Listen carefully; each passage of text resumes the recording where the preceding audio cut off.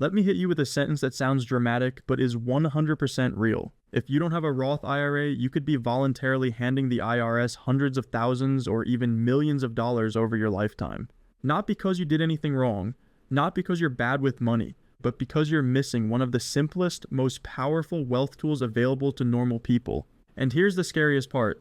Most people don't realize what they're losing until they're 55, and by then it's too late to get the biggest benefits. Today we're going to break down exactly why not having a Roth IRA can be so expensive, how the math works, and how to decide if a Roth IRA makes sense for you. No hype, no complicated jargon, just clear numbers and clear steps. Hi, my name is Matt, and in this video we will be talking about why not having a Roth IRA is costing you millions. If you like simple, practical money videos, make sure you subscribe because I post daily finance videos to help you build wealth without feeling overwhelmed.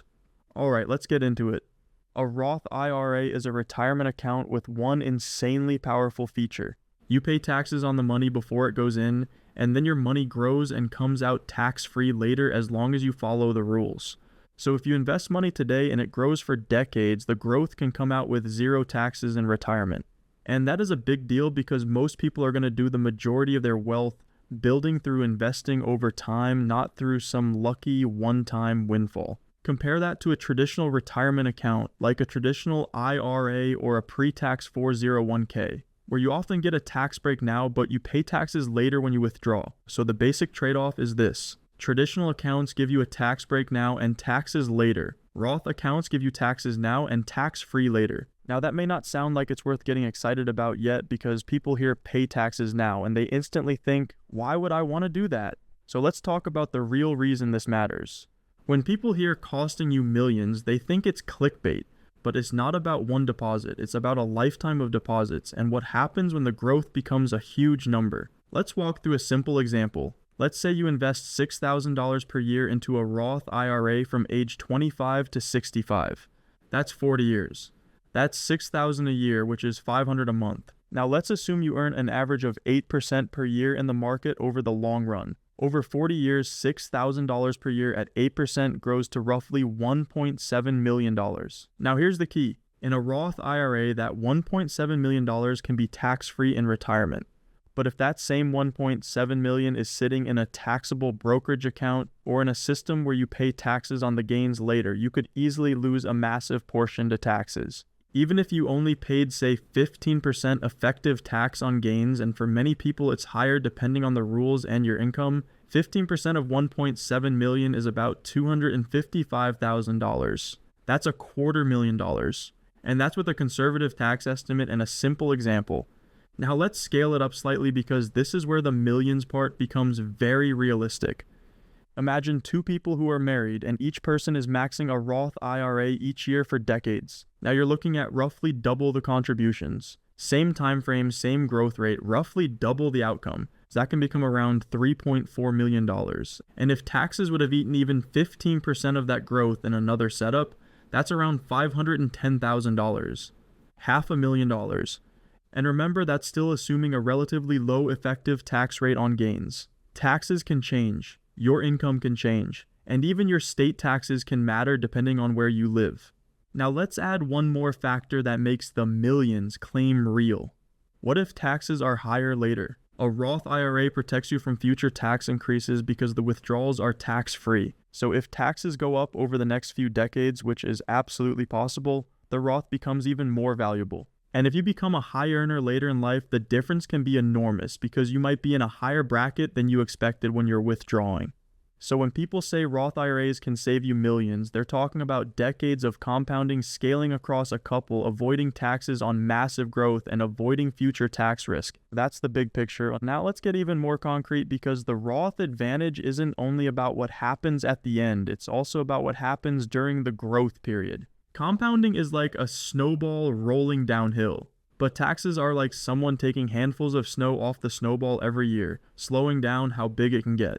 In a normal taxable account, even if you're investing wisely, you may pay taxes along the way, like taxes on dividends, capital gains distributions, rebalancing, and eventually when you sell. In a Roth IRA, the growth is protected inside the account and comes out tax-free later. That means more of your money stays invested and compounding. And over 30 to 40 years, small differences become gigantic. Here's a simple story. Let's say you're two friends, Alex and Jordan. Alex invests $500 a month in a taxable account. Jordan invests $500 a month in a Roth IRA. They buy similar index funds and both average 8%. But Alex pays some taxes along the way. Nothing crazy, just enough that the account effectively grows a little slower. Maybe Alex's after-tax return ends up closer to 7% instead of 8%. That 1% difference sounds small, but over 40 years it can mean hundreds of thousands of dollars. That's why the Roth IRA is so powerful. It's not just tax-free later, it's more compounding now. Now I want to address the big question because I know some of you are thinking it. Is a Roth IRA always better than a traditional account? Not automatically. It depends on your current tax bracket and your expected tax bracket later.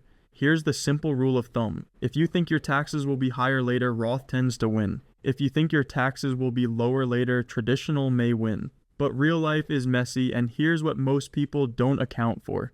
A lot of people don't retire into a tax bracket that's dramatically lower than their peak earning years, especially if they have Social Security, pensions, rental income, business income, or large 401k withdrawals. And there's another piece people forget. With pre-tax accounts, you're building a big pile that the government hasn't taxed yet. Eventually they want their cut. So when you withdraw, it counts as taxable income. Large withdrawals can push you into higher brackets, increase taxes on Social Security, raise Medicare premiums due to income-related surcharges, and reduce certain credits and deductions. This is why you'll hear some people talk about tax diversification. That just means having money in different buckets. Some pre-tax, some Roth, and maybe some taxable. Because having only pre-tax money can create a situation where you have less control later. With a Roth IRA, you can pull money out in retirement without adding to your taxable income in the same way. That can be insanely useful. Let me give you a real-life type scenario.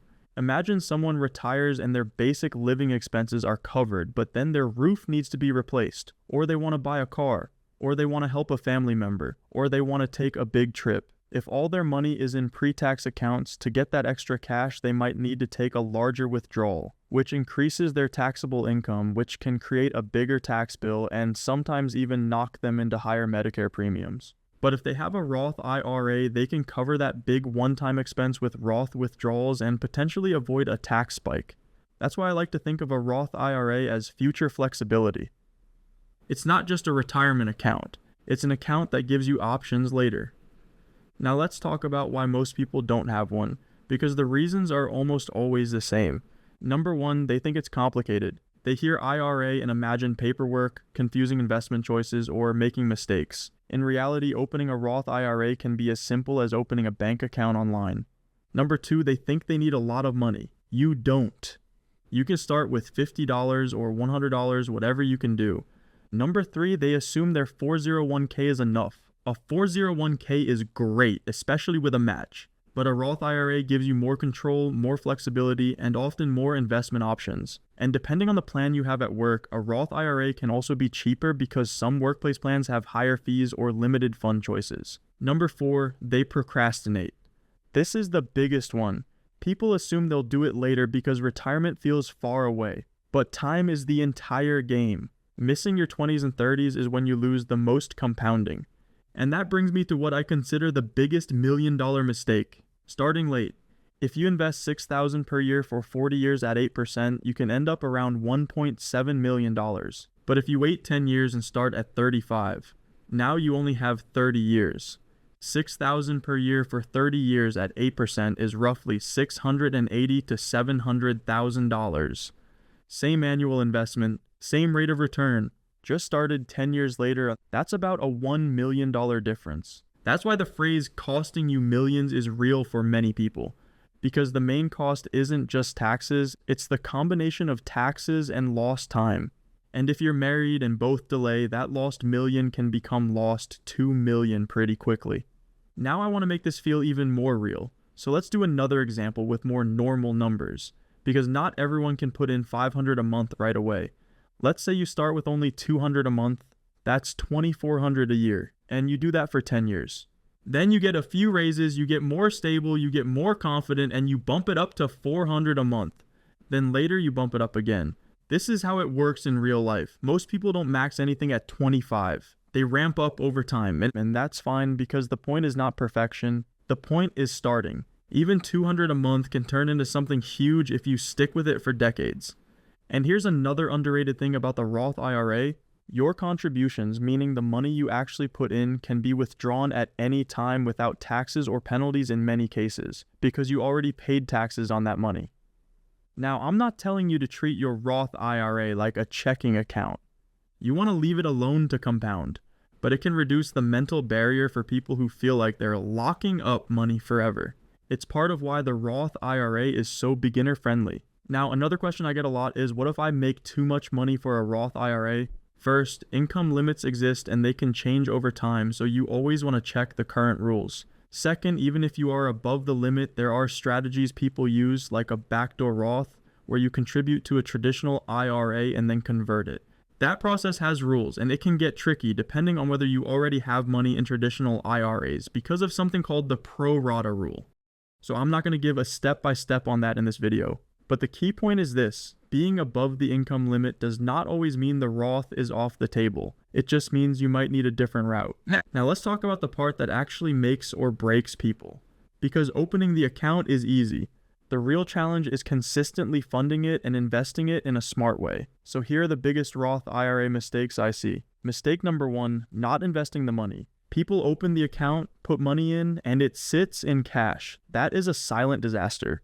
Because the whole point is long-term compounding in investments. If your Roth IRA is sitting in cash for years, you're missing the reason it exists. Mistake number 2, constantly changing investments and chasing what's hot. Your Roth IRA is not a gambling account. Most people do best with simple, diversified funds and a long time horizon. Mistake number 3, contributing only when you feel motivated. Motivation is unreliable. Automation beats motivation. If you automate your contributions, you win even on months where you're busy, stressed, or not thinking about retirement. Mistake number 4, trying to be perfect before starting. People say, I'll start after I pay off my debt, or I'll start after I get a raise, or I'll start when I can max it. And then 5 years goes by. Starting small today beats starting big later. Mistake number 5, ignoring fees. Fees matter because they reduce your compounding. You don't need to obsess, but you should be aware of expense ratios and avoid high fee funds when you can. Now, what should you invest in inside a Roth IRA? For most people, a broad, low-cost index fund approach makes sense. Some people use a total market fund. Some use an S&P 500 fund. Some use a target date retirement fund. The best choice depends on your comfort level and what you want. But the common theme is diversification and keeping it simple, because the Roth IRA is a long-term game. Now at this point you might be thinking, okay, I get it, Roth is powerful. But what should I do first? So let's make it practical. Here's what I'd do if I wanted to set up a Roth IRA the smart way. Step 1, make sure you're eligible based on current income rules. If you're not sure, you can still learn the options, but eligibility is the first checkpoint. Step 2, open the account with a reputable brokerage, and this is usually a quick online process. Step 3, set a monthly auto transfer from your checking account. Pick an amount you can realistically stick with. Even $100 a month is a win. Even $50 a month is a win, because you're building the habit. Step 4, choose a simple investment inside the Roth IRA and actually invest the money. Don't let it sit in cash. Step 5, increase it over time. Every time your income goes up, raise your Roth contribution even a little bit.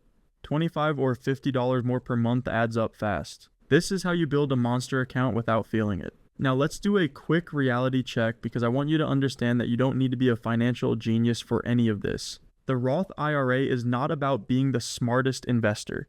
It's about being consistent for a long time. If you can do boring consistently, you will outperform most people. And the reason I'm so strong on this topic is because people underestimate how much tax-free matters when you're talking about decades. Imagine the end of the game. You're 65, you open your account, and there's a huge number there. If it's Roth, you're thinking, this is my money.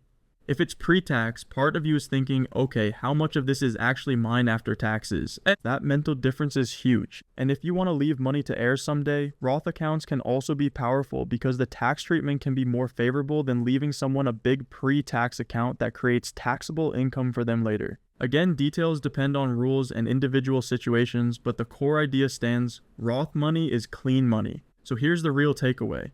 Not having a Roth IRA doesn't just cost you a little bit. It can cost you decades of tax-free compounding, flexibility in retirement, protection from future tax increases, and potentially hundreds of thousands to millions in lost long-term wealth. The good news is you don't need to be perfect. You just need to start. Even a small monthly contribution is enough to get the compounding engine running.